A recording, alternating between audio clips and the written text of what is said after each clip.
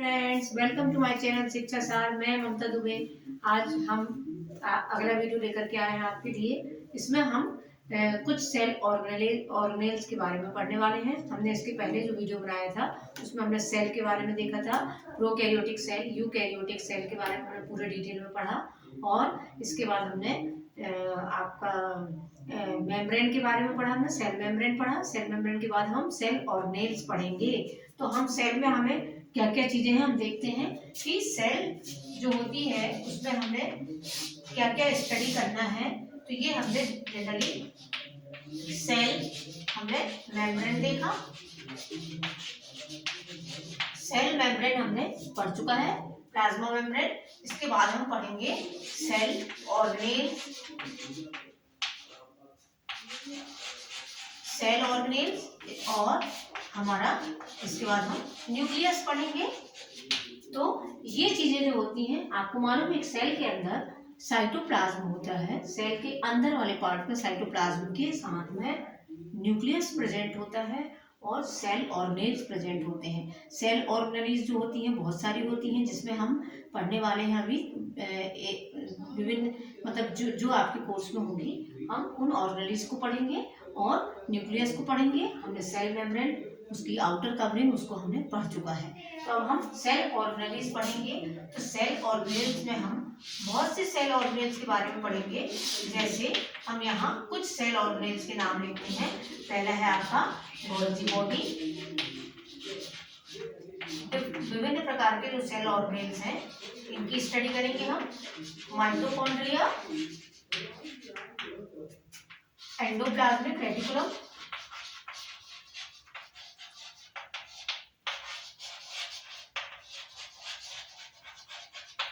और आपका राइबोसोम और लाइसोसोम। और भी सेल ऑर्गेनेल्स हैं, लेकिन जनरली हम कुछ सेल ऑर्गेनेल्स के बारे में पढ़ेंगे जो हमारे कोर्स में है। और इसका हम अभी इसके बारे में पढ़ने वाले हैं। तो सबसे पहले हम इसके बारे में पढ़ेंगे, गोल्जी बॉडी के बारे में पढ़ने वाले हैं आज हम, कि गोल्जी बॉडी कैसा सेल ऑर्गेनेल्स है और ये क्या क्या फंक्शन करता है सेल के लिए, सेल के लिए ये कितना इम्पोर्टेंट है, इसमें कौन कौन सी चीजें होती हैं और ये किस तरह से वर्क करता है। तो आज हम गोल्जी बॉडी के बारे में पढ़ने वाले हैं और देखेंगे हम और इसमें क्या क्या पाया जाता है। देख लीजिए, cell membrane, cell organelles, nucleus. इसके बाद पढ़ेंगे हम सेल ऑर्गेनेल्स में हम इतनी ऑर्गेनेल्स हमने लिखा है जिसमें हम गोल्जी बॉडी को पढ़ने वाले हैं। तो ये आपका गोल्जी बॉडी पर आते हैं। हम आज गोल्जी बॉडी पढ़ रहे हैं।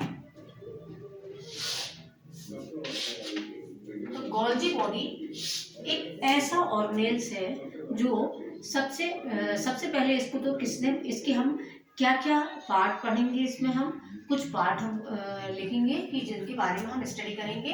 तो हम इसके बारे में कौन कौन से पार्ट की स्टडी करने वाले हैं, जिसमें हम सबसे पहले तो हिस्ट्री देखेंगे इसकी, कि ये किस तरह से किसने बताया इसके बारे में। दूसरा हम इसका केमिकल कंपोजिशन या आपका अल्ट्रा स्ट्रक्चर, शेप देखेंगे पहले हम, शेप, फिर अल्ट्रा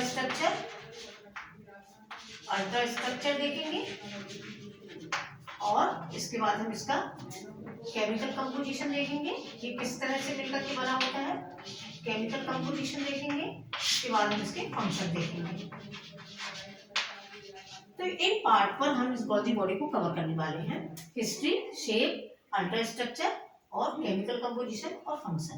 तो इन पार्ट में हम आज देखेंगे गोल्जी बॉडी किस तरह से, कौन सा किस तरह का एपरेटस है। तो ये हम गोल्जी बॉडी में आ जाते हैं।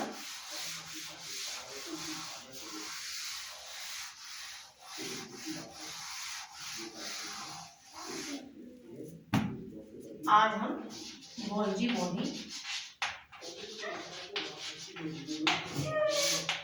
बॉडी को सबसे पहले कैमिलो गोल्जी ने इसको कैट जो होती है या बिल्ली की नर्वस सेल नर्वस जो सेल होती है नर्वस टिश्यू में देखा, और उसी के बाद से इसका नाम गोल्जी, उनके नाम पर इसका गोल्जी बॉडी नाम रखा गया और गोल्जी एपरेटस के नाम से इसको जाना गया। तो इसको सबसे पहले किसने बताया? कैमिलो गोल्जी ने इसे कैट के नर्व सेल में देखा। हिस्ट्री देखें, यदि हम हिस्ट्री के बारे में पढ़ रहे हैं हम, गोल्जी बॉडी की हिस्ट्री।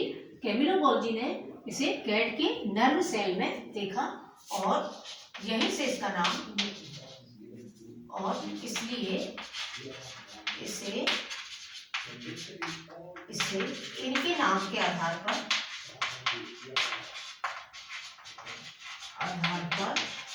गोल्जी बॉडी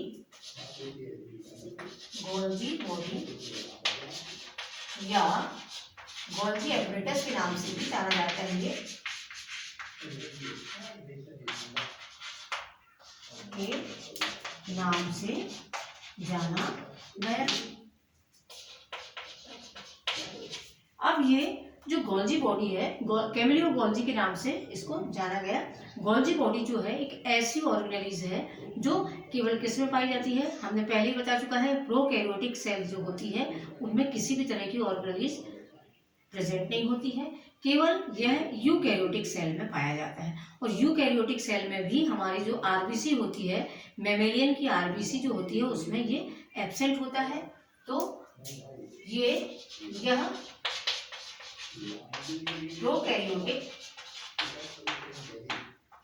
प्रोकैरियोटिक एवं आरबीसी मैमेलियन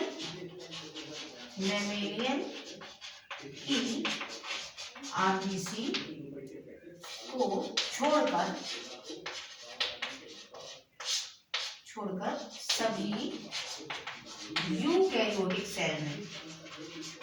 सभी यूकैरियोटिक सेल में पाई जाती है।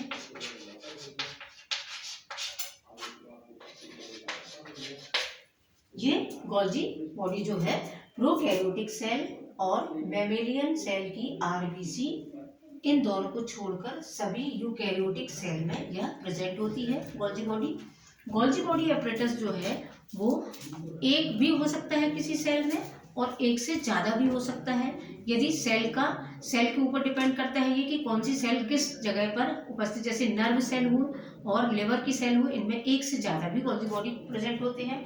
तो नर्व सेल एवं आपकी लिवर वाली सेल जो होती है, लिवर सेल, इनमें एक से ज़्यादा गोल्जी बॉडी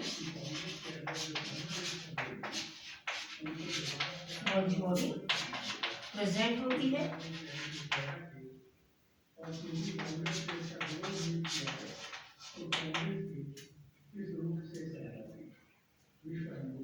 तो नर्व सेल और लिवर सेल में इसे गोल्जी बॉडी को एक से ज्यादा देखा गया। तो इस तरह से हम कह सकते हैं कि एक सेल में एक भी हो सकता है और कुछ सेल के कुछ अलग अलग सेल में ये अलग अलग टाइप का भी हो सकता है। अब हमने इसका हिस्ट्री देखा, हम शेप के बारे में देखेंगे इसके। आप देख लीजिए इसको। अब शेप देखते हैं हम इसका, शेप किस तरह के होते हैं गोल्जी बॉडी के।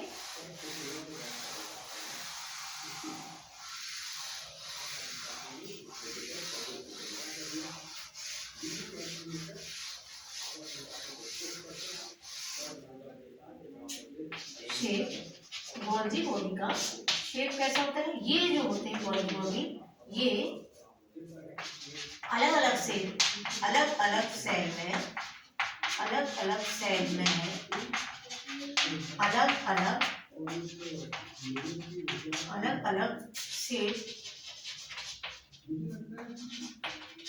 में प्रेजेंट होते हैं। अलग अलग सेल में ये अलग अलग टाइप की भी हो सकती है, जैसे इनमें बहुत सारे रॉड शेप्ड भी होते हैं, रॉड शेप्ड और कुछ सेल में ये वेसिकल लाइक स्ट्रक्चर बनाते हैं और कुछ सेल में ये स्फेरिकल भी होते हैं और डिस्क शेप के भी होते हैं। ये डिस्क शेप होते हैं। तो इस तरह से हमने इसका शेप देखा। अब हम देखते हैं अल्ट्रा स्ट्रक्चर।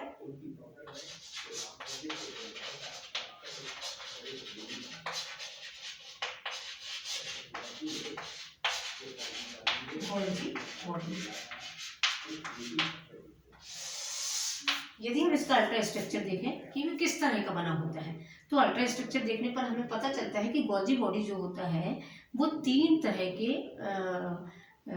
उसकी रचनाओं से बना होता है। 3 तरह की रचनाएं पाई जाती हैं इसके अंदर। हम इसका डायग्राम देखेंगे अभी तो हमें समझ में आ जाएगा। तो ये 3 तरह की रचनाएं कौन कौन सी होती हैं। ये जनरली कैसे होते हैं गोल्जी बॉडी, सिंगल मेम्ब्रेनस होते हैं। और ये कौन कौन से इसमें क्या क्या पाया जाता है, इसमें प्रोटीन और लिपिड के बने होते हैं और फास्फोलिपिड होता है इसमें। जनरली ये प्रोटीन और लिपिड के बने होते हैं और यह सिंगल मेम्ब्रेनस होते हैं। सिंगल मेम्ब्रेनस होते हैं।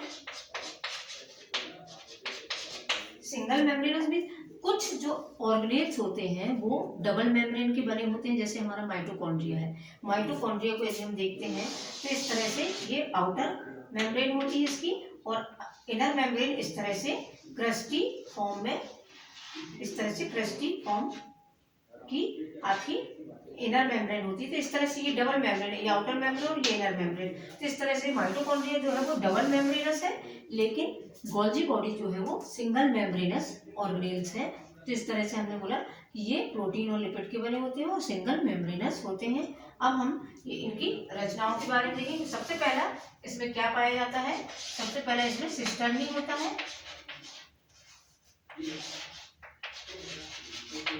सिस्टर्नी पहली संरचना जो होती है उसमें सिस्टर्नी पाई जाती है। सिस्टर्नी कैसी होती है, थोड़े चपटे स्ट्रक्चर होते हैं जो 60 से 70 एंगस्ट्रॉम मोटे होते हैं।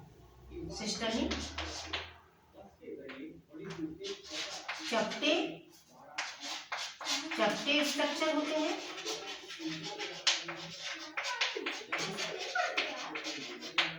चपटे स्ट्रक्चर होते हैं, देख लीजिए इसको। अब मैं इसको रफ कर दूं।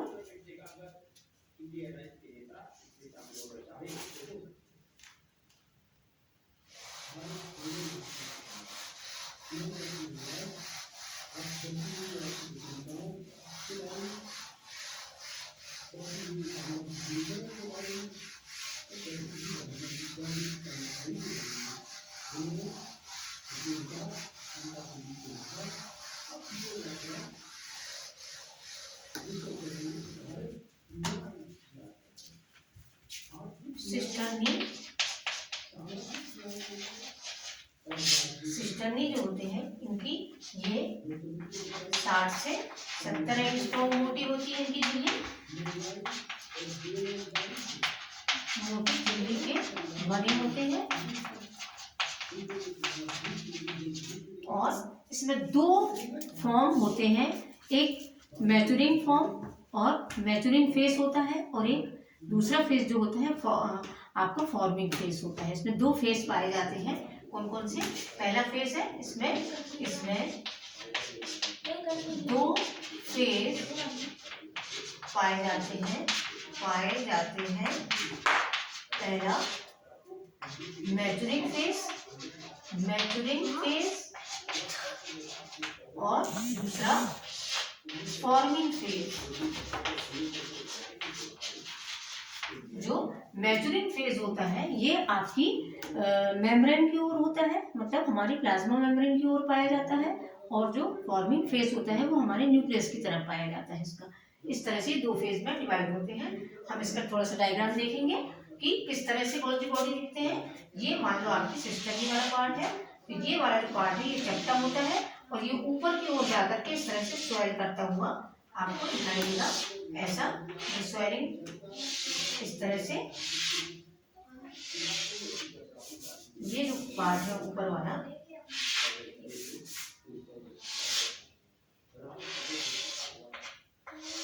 इस तरह से ये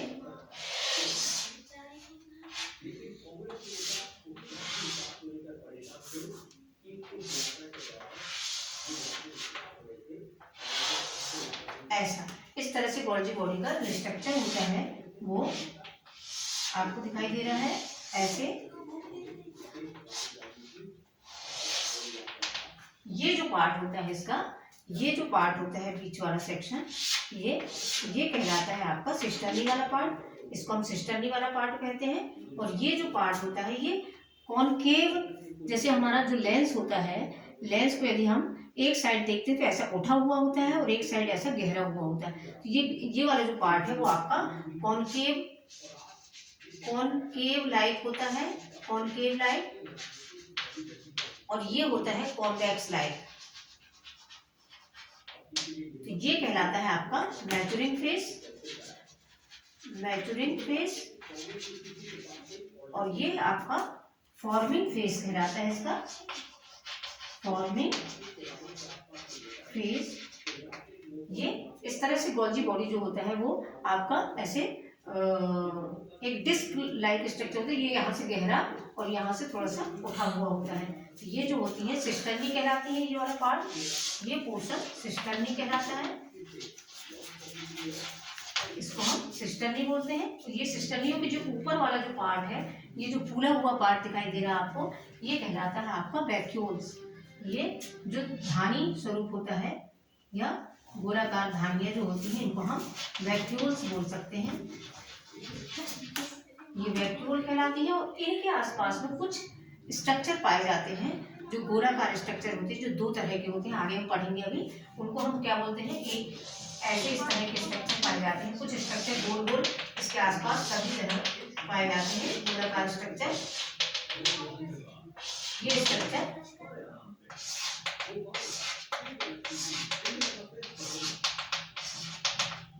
इस तरह से ये कहलाते हैं वेसिकल। तो तीसरा पार्ट क्या हो जाएगा इसका, वेसिकल। पहला पार्ट आपका इसका सिस्टर्नी, दूसरा आपका वेसिकल।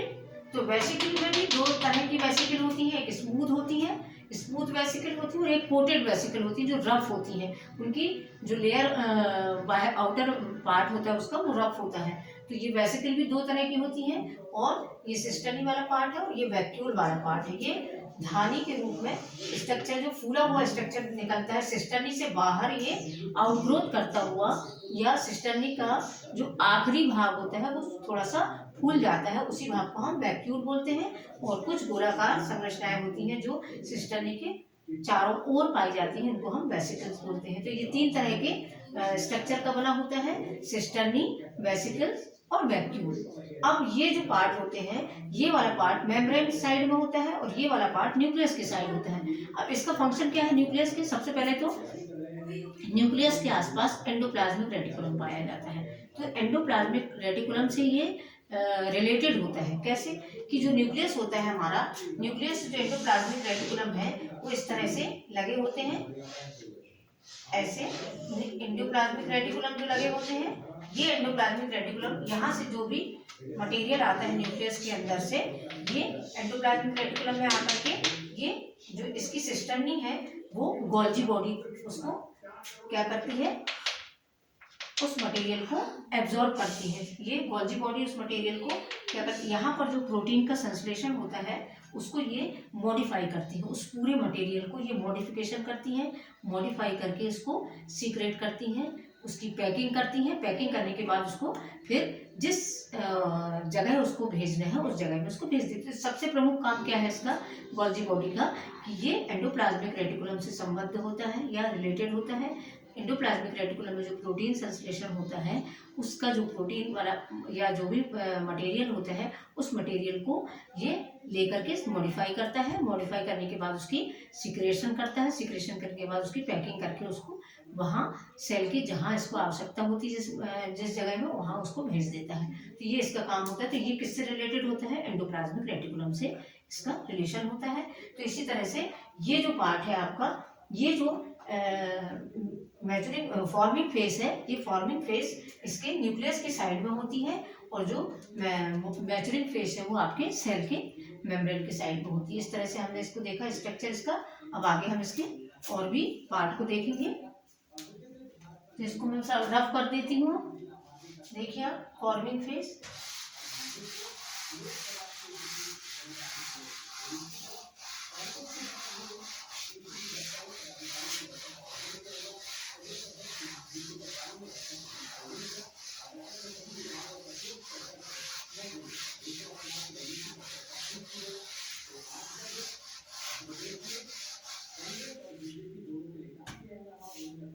अब सेकंड पार्ट है इसका वेसिकल। ये वेसिकल जो है वो किसके, आपके सिस्टर्नी के कॉन्ट्रैक्शन से बनते हैं। कॉन्ट्रैक्शन से बने हुए पार्ट कहलाते हैं। हुए पार्ट होते हैं। और वेसिकल हमने अभी बताया था दो तरह के होते हैं। एक होते हैं स्मूथ वेसिकल,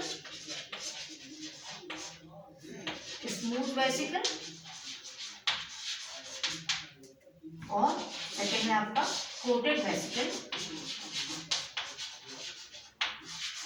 ये इनकी आउटर जो पार्ट होता है वो रफ होता है, रफ होते हैं। तो इस तरह से हमने वेसिकल के दो पार्ट देखा। थर्ड है आपका वैक्यूल। वैक्यूल जो होता है वो जो सिस्टर्नी का जो आउट ग्रोथ होती है, सिस्टर्नी के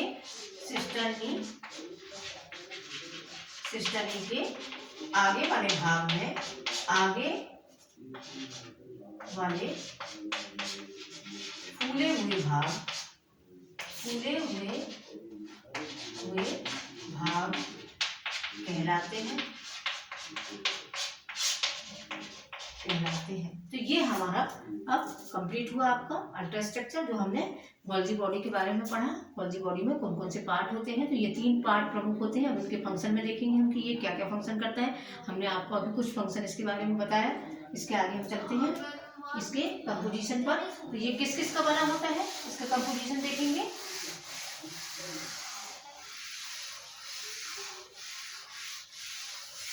कंपोजिशन, केमिकल कंपोजिशन में यदि हम देखें, केमिकल कंपोजिशन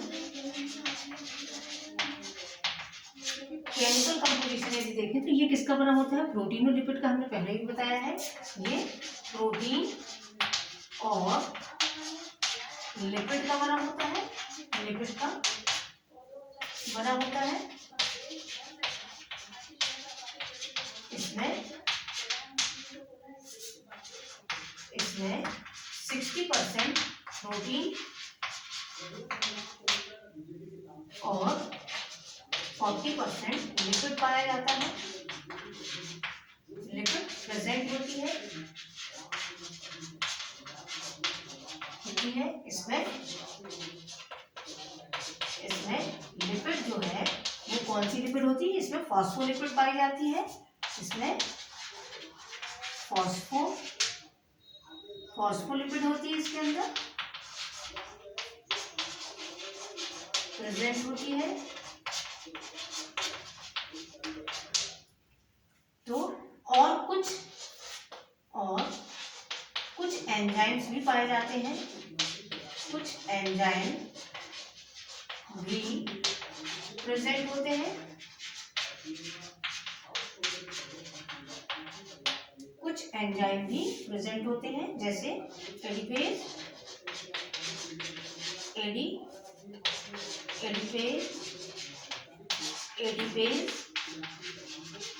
और थायमिन आदि एंजाइम।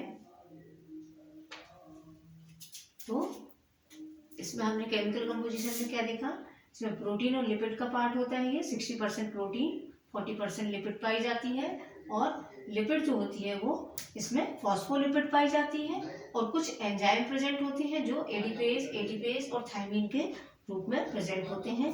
तो इसके बारे में अब आगे हम फंक्शन देखते हैं गोल्गी बॉडी का। आगे इसका फंक्शन देखेंगे, फंक्शन में ये किस तरह से कार्य करता है गोल्गी बॉडी। तो फंक्शन में आपका पहला फंक्शन इसका हमने अभी बताया था, ये पैकिंग का काम करता है, पैकिंग और मॉडिफिकेशन और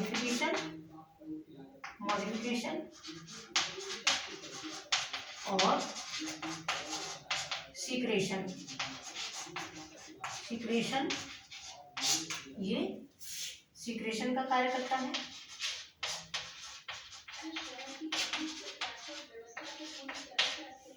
ये इसका प्रमुख फंक्शन है। ये किसी भी जो मटेरियल न्यूक्लियस से जो मटेरियल आता है उसकी पैकिंग करता है, मॉडिफिकेशन करता है और उसको सीक्रेट कर देता है, जहां उसको भेजना होता है वहां वो सेल के अंदर भेज देता है। सेकेंड इसका फंक्शन है, ये एक्रोसोम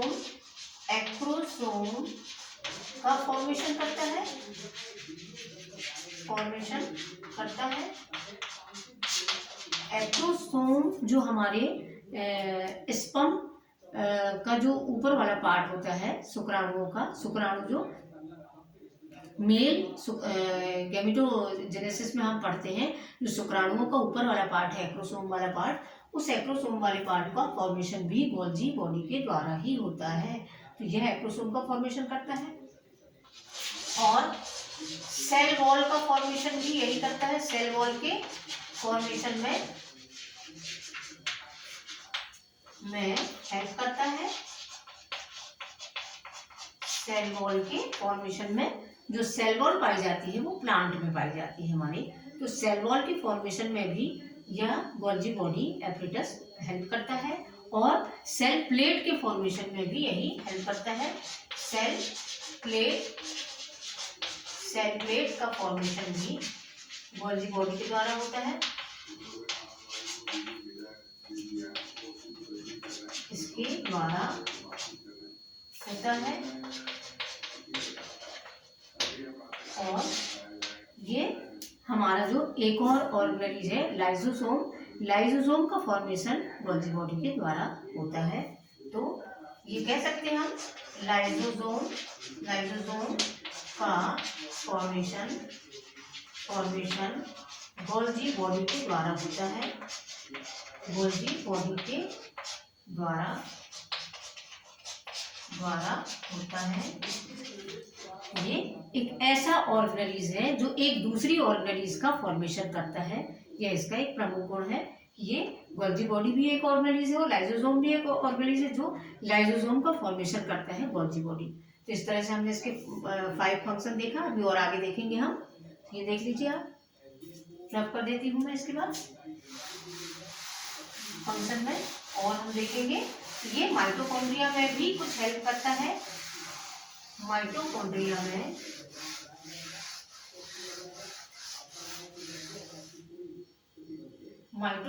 में भी ये हेल्प करता है।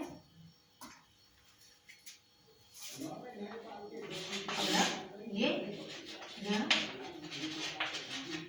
कुछ एंजाइम सीक्रेट करता है।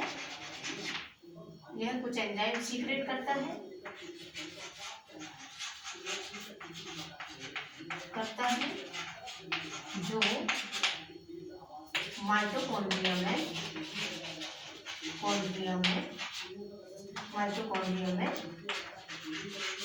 हेल्पफुल होते हैं।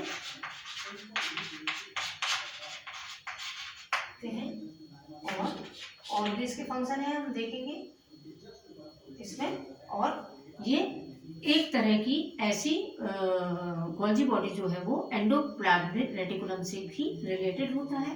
तो ये एंडोप्लाज्मिक रेटिकुलम से भी संबद्ध होता है, संबद्ध होता है।